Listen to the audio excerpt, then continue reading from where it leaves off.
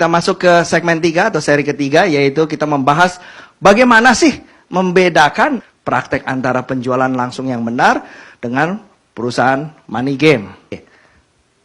Bagaimana membedakannya?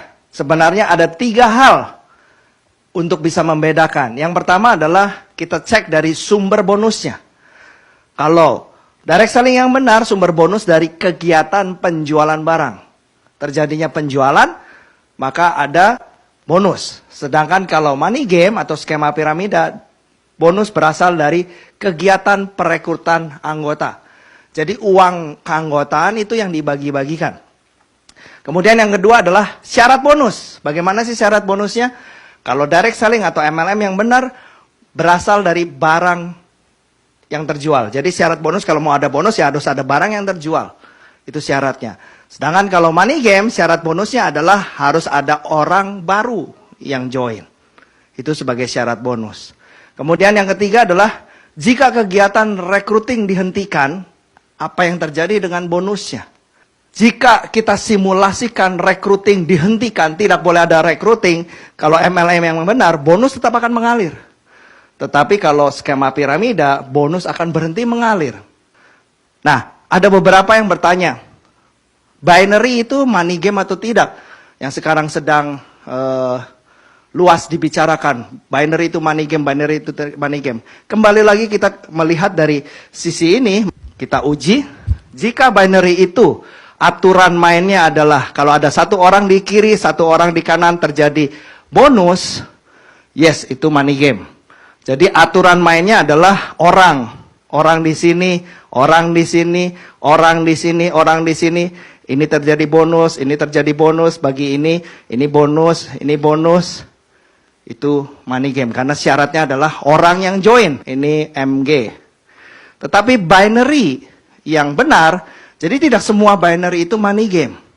Ya, binary yang benar, balik lagi. Kita lihat dari sumber ini. Jadi tidak penting apakah itu binary atau monoleg. Jadi kalau binary yang benar adalah, di sini ada berapa BV. Kenapa ada BV? Nah, biasanya ada yang namanya BV atau PV. BV itu loh business value. Itu untuk mendefinisikan suatu nilai omset rupiah. Contoh ya, misalnya 1 juta itu adalah 1000 BV, maka poinnya, kandungannya adalah 1 BV sama dengan 1000. Jadi misalnya aturan mainnya di sini, setiap ada 100 BV, ada bonus, katakan ya 100 BV, katakan bonusnya 20.000 misalnya ya. Maka misalnya di sini bonusnya 100 BV, 100 BV, maka dia bonusnya adalah 10, 1000 dibagi 100 dikali 20.000.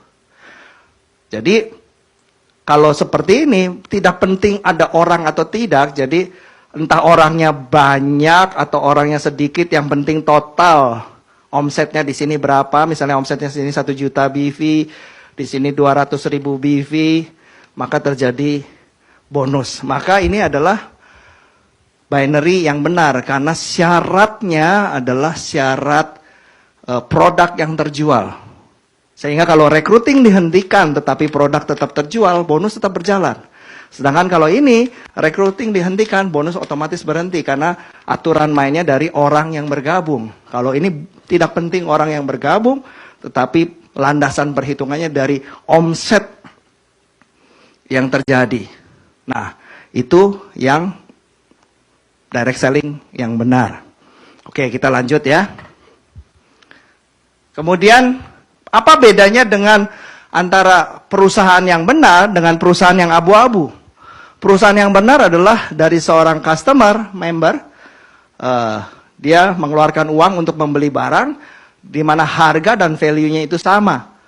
Sehingga ini terjadi profitnya dibagikan 40%. Sedangkan yang abu-abu sama, mengeluarkan uang, tetapi harganya terlalu tinggi sehingga value-nya lebih rendah, dan profitnya tinggi, dan ciri-cirinya adalah bonus lebih dari 40%. Nah, kalau dari masyarakat bagaimana membedakannya? Yang pertama, cek legalitas perusahaannya, valid atau tidak. Ada nggak izinnya, SIUP KBLI 47999, ada nggak?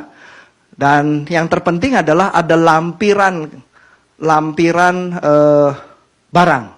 Kalau sudah ada lampiran barang, artinya perusahaan itu sudah memenuhi komitmennya, artinya sudah disetujui oleh Kemendak dan sudah diverifikasi oleh asosiasi, oleh APLI, dan disetujui oleh Kemendak, dan perusahaan itu sah untuk bisa menjalankannya. Cirinya adalah bukan cuma OSS saja, bukan cuma KBLI aja, tetapi minta lampiran produknya. Itu kuncinya, lampiran produknya. Itu menunjukkan bahwa sudah disetujui. Kemudian, apakah ada produknya? Pertanyaan yang kedua. Dan pertanyaan ketiga, apakah menekankan kepada penjualan produk, bukan pada peringkat? Menekankannya penjualan produk atau peringkat? Apakah komisinya dibayarkan berdasarkan penjualan produk, bukan pada jumlah pendaftaran atau recruiting? Nah, itu yang harus dipastikan. Syaratnya tadi recruiting atau penjualan produk. Yang berikutnya adalah apakah peserta masih menghasilkan uang jika recruiting dihentikan? Jadi Bapak Ibu bisa ngecek kalau saya nggak rekrut lagi atau misalnya di dalam jaringan saya tidak terjadi orang baru, apakah bonus masih keluar? Kalau nggak keluar, berarti itu money game. Ya, kalau keluar, ya itu yang benar. Tapi kalau keluar tapi sedikit jadi lebih kecil, artinya itu abu-abu. Kemudian apakah ada kebijakan pengembalian produk yang rasional?